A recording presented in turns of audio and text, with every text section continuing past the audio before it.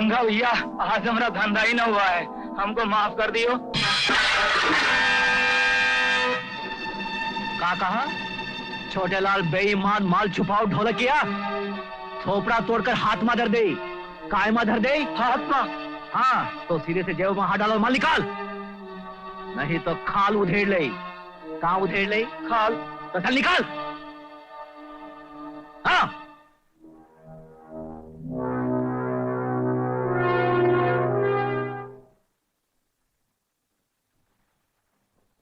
जो कोई दया सागर से उधार लेते हैं, ये बदमाश उसके गले पर कटार रखकर वसूल कर लेते हैं।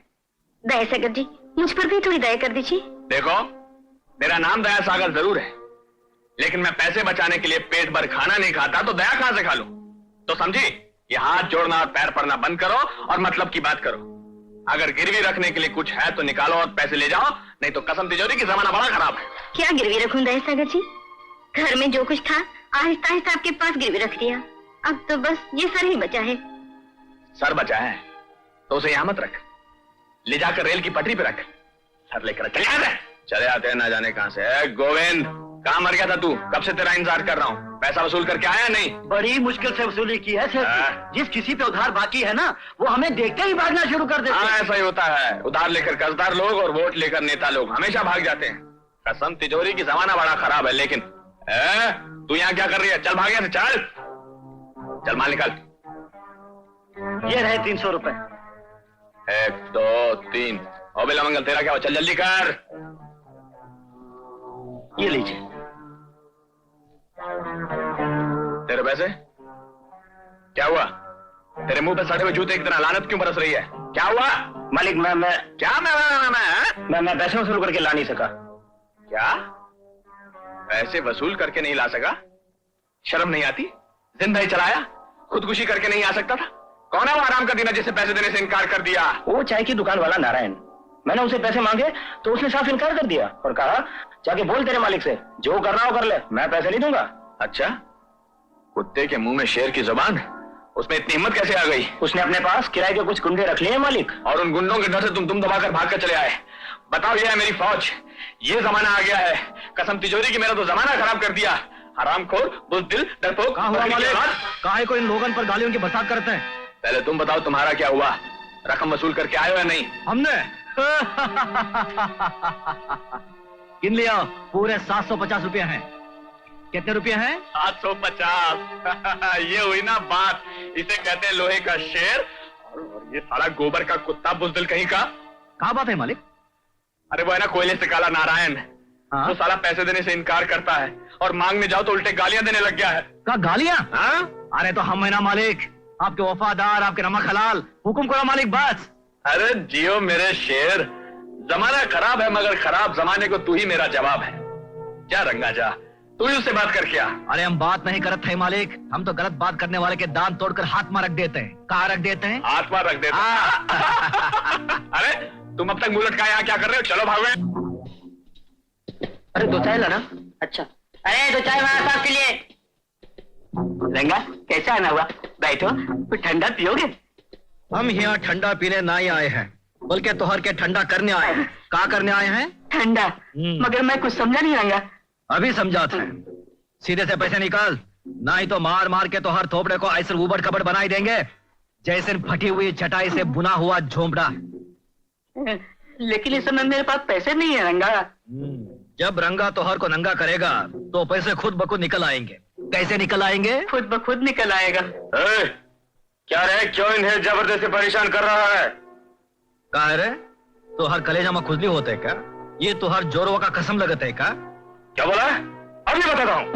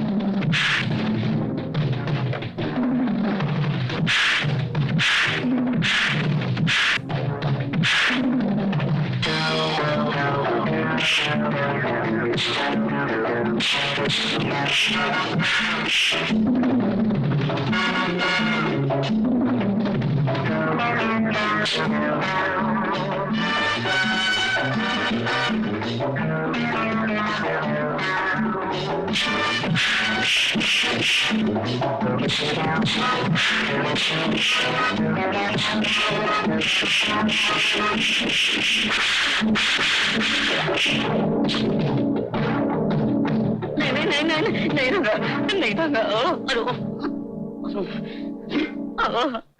पैसे देने के बाद ही तुम्हारा बॉयलर वापस मिलेगा। कहाँ वापस मिलेगा? बॉयलर लेकिन दया सागर जी, आपने जरा सी बात को इतना बढ़ने क्यों दिया? थोड़े से पैसों के लिए इतना बड़ा झमेला खड़ा कर दिया। उस चाय की दुकान वाले नारायण ने आपके खिलाफ बहुत बड़ा केस तैयार किया, दुनिया भर की शिकायतें लिखवाई उसने। अबे बेवकूफ, कम अकल सुना तूने? हाँ सुन लिया, मगर ये हमरा का दोष है मालिक। हम तो हमारे जोर में एक ही बात जानत हैं कि तोहर नमक खाया है, और वो नमक का खाते अगर जान भी देनी पड़ जाए तो हम पीछे नहीं हटेंगे। जो आप हुक्म करेंगे वो करके रहेंगे बस। अबे कमबख्त, मैं कहूंगा कुआं में कूद जा तो क्या कूद जाएगा? वकील साहब, आपके पिछवाड़े कुआं है ना, हम अबे कूद करावत है। अबे अबे रुक जा, हमका छोड़ दो मालिक, हम अबे कूद करावत है। कसम तिजोरी की वकील साहब, मेरा तो जमाना खराब कर दिया है इसने। दया सागर जी, आपने भी अजीब सा आदमी पाल रखा अब देख लीजिए नमूना आपके सामने, बिल्कुल हनुमान है, हनुमान है। इसे कहो कि आम खाने को जी कर रहा है तो कमबख्त पूरा का पूरा पेड़ उखाड़ लाएगा। कसम तिजोरी की मेरा तो नमस्ते वकील साहब। अरे रमाकांत, तुम आ गए? हाँ वकील साहब, लेकिन बात यह है कि राजगिरी खानदान के जायदाद का असली वारिस का अब तक। दया सागर जी, आप तशरीफ रखिए, मैं भी हाजिर हुआ। रमाकांत आओ।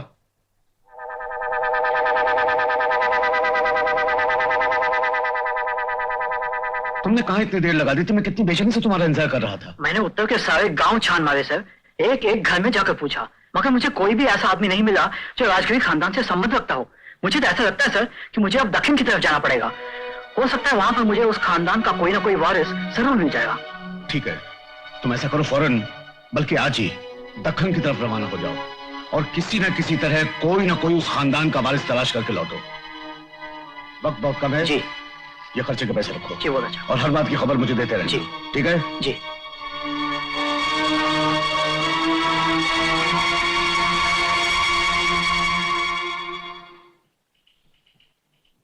वकील साहब, अभी आप अंदर कुछ उत्तर दक्षिण, जमींदारी, खानदान और जायदाद के बारे में बातें कर रहे थे। आपका उस बात से कोई ताल्लुक नहीं है श्रीमान। आप सिर्फ अपने केस के बारे में बात कीजिए। कसम तिजोरी की जमाना बड़ा खराब है। ठीक है, फरमाइए अब आप क्या करना चाहिए मुझे? फिलहाल तो आप यहां से तशरीफ ले जाइए और जो भी डेवलपमेंट होगी मैं आपको खबर करता रहूंगा।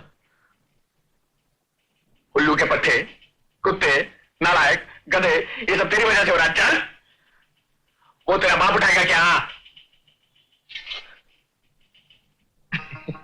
साहब आप कुछ भूल रहे हैं। नहीं, ये नहीं। मेरा मतलब है वो पोपट की चोंच में दाना दबाना भूल गए हैं। देखो पोपट जी, अगर मैं इसी तरह आते जाते तुम्हारी खुजाती चोंच में दाना दबाता रहा तो बहुत जल्द मैं दाना बनकर खुद तुम्हारी चोंच में दबकर रह जाऊंगा। और आखिर पता चला कि तुम्हारे वकील साहब को तो फीस कम मिली लेकिन तुम रिश्वत ज्यादा निकल गए। रिश्वत? हाँ। छी, रिश्वत नहीं साहब, बख्शीश। और क्या करूं, कमाने वाला मैं अकेला इंसान था और खाने वाले घर में बच्चों की पूरी फौज की फौज। रंगा, तू चल, मैं आया। हाँ जी। पहले एक बात बताओ, हाँ। अभी वकील साहब उस आदमी से किसी जमींदारी खानदान के बारे में बात कर रहे थे। वो बात क्या है? अरे बाप रे, वो बात सबको बताने वाली थोड़ी है, बड़े राज की बात है। वो राज क्या है? अरे साहब, मैं 10-20 रुपए में वो राज की बात थोड़ी बता सकता हूँ। हाँ, मैं इतना बेईमान नहीं हूँ। हाँ, जब तक आप पोपट की चोंच में बड़ा दाना नहीं दबाएंगे तब तक पोपट वो राज नहीं टपकाएगा। अच्छा ठीक है, ये ले 100 रुपया। अब बताओ राज की बात क्या है? अब बताता हूँ। आपने राजा राजगिरी का नाम तो सुना ही होगा। हाँ सुना है, ये भी सुना है कि वो मर चुका है। हाँ वही, उनकी अपनी कोई औलाद नहीं थी, बीवी जवानी में मर गई तो एक नाचने गाने वाली ने डोरे डाल के उनको फांस लिया और शादी कर ली। उसके थोड़े दिनों बाद उसका भाई उसके साथ आके रहने लगा। बस फिर क्या था, भाई बहन ने मिलकर राजगिरी को जी भर के लूटा, उनकी सारी दौलत हड़प गई। लेकिन मरने से पहले राजगिरी ने चुपके से एक वसीयतनामा तैयार किया जिसका किसी को पता नहीं था। और जब उस वसीयतनामे के बारे में उनकी दूसरी बीवी को पता लगा तो वो जोर से चिल्लाने लगी। नहीं, ये नहीं हो सकता। मैं नहीं मानती। वो इस किस्म की वसीयत कैसे ले सकते हैं? दीदी, अब चीखने चिल्लाने से क्या फायदा? मैंने आपको उनके जीते जी चेतावनी दी थी कि दीदी संभालो। जिया जी के अंदाज मुझे को अच्छे नहीं लग रहे, तो आपने मेरी एक नहीं सुनी। अब तो आपका बैंक बच ही गया। आपने हमें उस वसीयत के बारे में उस वक्त क्यों नहीं बताया जब वो जिंदा थे? कैसे बता देता? जमींदार साहब ने मुझसे वादा लिया था कि जब तक वो जिंदा हैं तब तक ये राज मैं किसी पे न जाहिर होने दूंगा। अगर 1 साल के अंदर अंदर राजगिरी खानदान का आखिरी वारिस, जिसकी सिर्फ इकलौती औलाद हो, न मिला तो ये सारी जायदाद कानूनन आपकी हो जाएगी। वकील साहब, अगर इस वसीयत के राज का लोगों को मालूम पड़ेगा तो हर चलता फिरता बदमाश इस राजगिरी खानदान का मेंबर बनकर जबरदस्ती अपना हक मांगने आ जाएगा। तब लेकिन वसीयत का राज दुनिया पे जाहिर करने की जरूरत भी क्या है?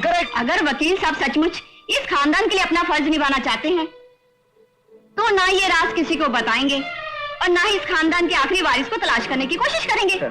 मैं इस राजगिरी खानदान का हमदर्द और वफादार हूं, इसलिए स्वर्गीय महाराज की वसीयत के मुताबिक इसके वारिस को तलाश करना मेरा फर्ज है, जो मैं निभा के रहूंगा। वकील साहब, आप एक मरे हुए जमींदार के साथ वफादारी निभाने के लिए हम जिंदे लोगों की जिंदगियों को बर्बाद कर देना चाहते हो?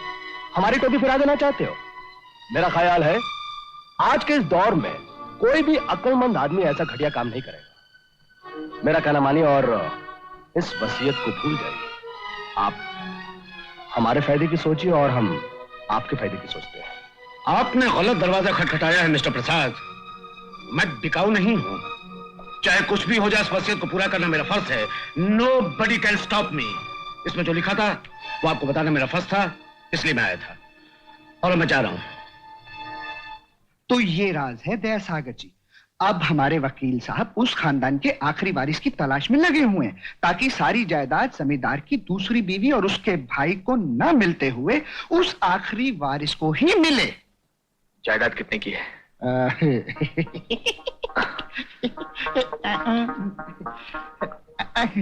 पूरे 5 करोड़। 5 करोड़? हाँ, 5 करोड़।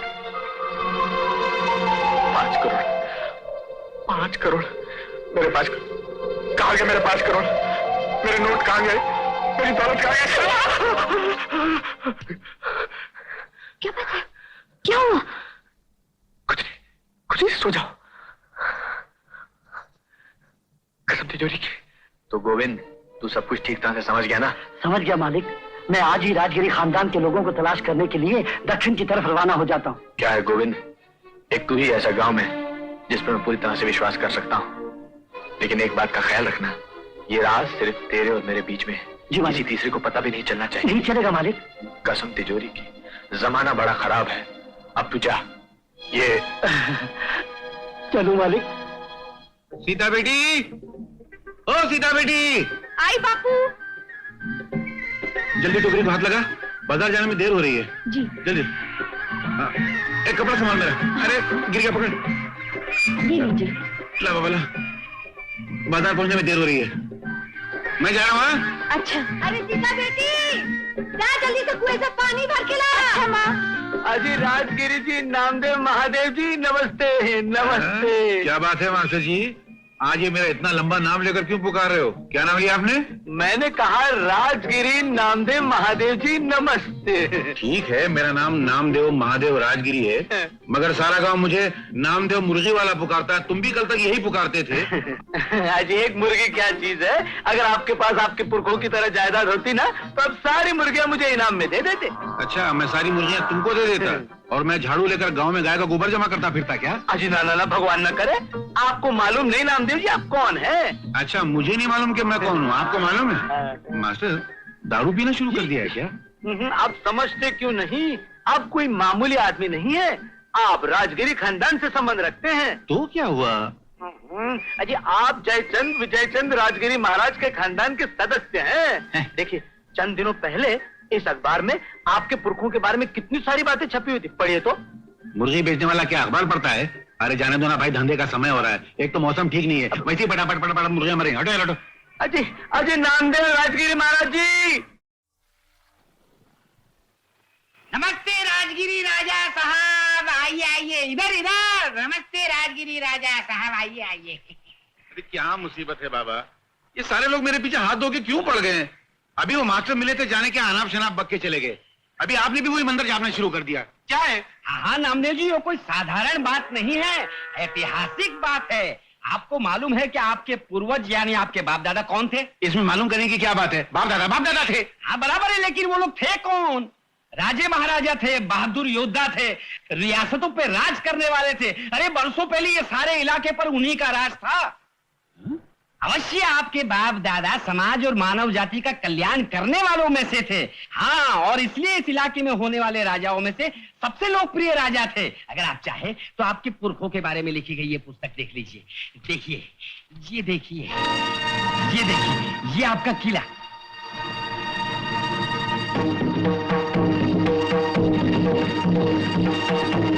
ये आपकी सेना, कितने सैनिक हैं इसमें?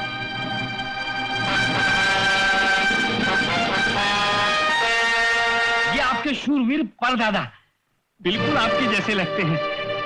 और ये है आपके महावीर दादा, इनका नाम भी नामदेव महादेव था, जो आज आपका है। वो हर रोज प्रजा में इतना दान करते थे कि लोग अपने सर पर उठा उठा कर घर ले जाया करते थे। और एक आप हैं, उन्हीं राजाओं के रिश्तेदार जो सर पर टोकरी उठाकर मुर्गियां बेचते हैं। जरा सोचिए, वो क्या जमाना था जब आपके दादा परदादा सर पर ताज रखकर गद्दी पर बैठकर राज करते थे, अपनी सेना को लेकर अपनी वीरता के झंडे गाड़ने जाया करते थे, हाथियों पर बैठकर अपने शत्रुओं का सर कुचलने जाया करते थे।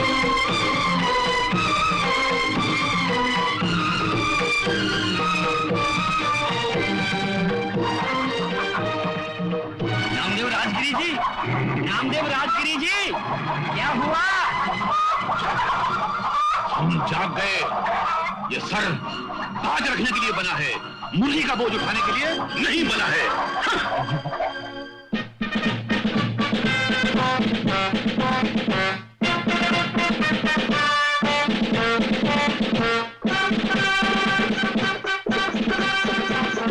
सामने वाले रोक। अरे क्या है? अरे रोक, हमारा हुक्म है तांगा रोका जाए। चिल्लाता क्यों है नामदेव मुर्गी वाले? तांगा के लिए रोका? मैं शहर की तरफ जा रहा हूँ, चलना होता कूद कर बैठ जा। कूद के बैठ जाओ? हम कूद के बैठे? हम जमाने को कूदवाने वाले, तू हमें कूदने को कह रहा है? चल, पहली गलती है, माफ करते हैं। घोड़े को तांगे से अलग कर, हमें घोड़े पे बैठना है। घोड़े पे? हाँ, घोड़े पर। हैरत के हमारी तेरी आंखें फटी क्यों जा रही हैं? अरे मगर क्यों? घोड़े पे क्यों बैठना चाहता है? हम इस पर बैठकर अपनी प्रजा का हाल मालूम करने जाएंगे। अरे नामदेव, क्या हुआ? तूने दारू पीना भी शुरू कर दिया क्या? खामोश, बकवास नहीं। ये 10 रुपया लो और हमारे हुजूर में घोड़ा पेश किया जाए। मगर ये घोड़ा सवारी का नहीं है। सवारी का नहीं है तो क्या हुआ? घोड़ा तो है ना, माँ बदौलत इसी घोड़े पर सवारी करेंगे। उतरो और घोड़ा पेश किया जाए। ओह अच्छा। बापू, बापू ये सब क्या है? इस पर क्यों सवारी कर रहे हो? हम बिल्कुल ठीक कर रहे हैं राजकुमारी। राजकुमारी? हाँ, हम राजगद्दी वाले हैं, मुर्गी वाले नहीं। ये तुम क्या कह रहे हो बापू? तुम अभी बच्ची हो, नादान हो, राजनीति की बातें तुम्हारी समझ के बाहर हैं। अभी हमें जाने दो, इस बाबत हम राजमहल में बैठ के चर्चा करेंगे। चलो, संभाल के चलो। बापू,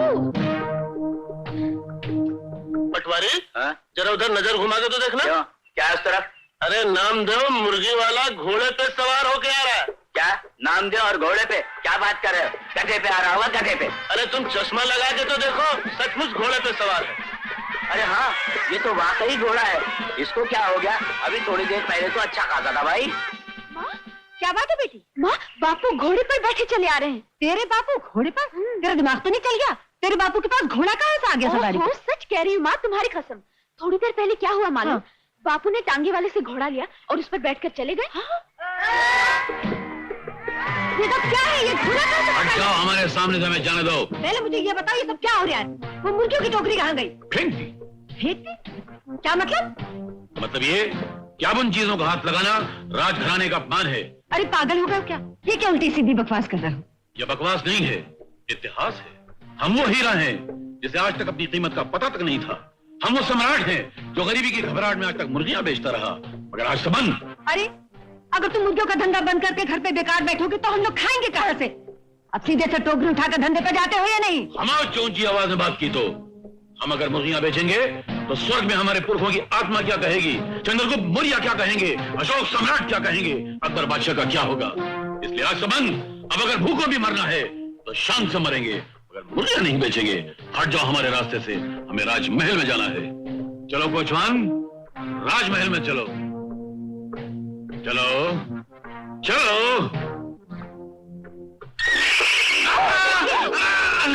हे भगवान, इस आदमी का क्या कुछ नहीं होगा। हम गिरे थोड़े, हम तो गिरने की प्रैक्टिस कर रहे थे।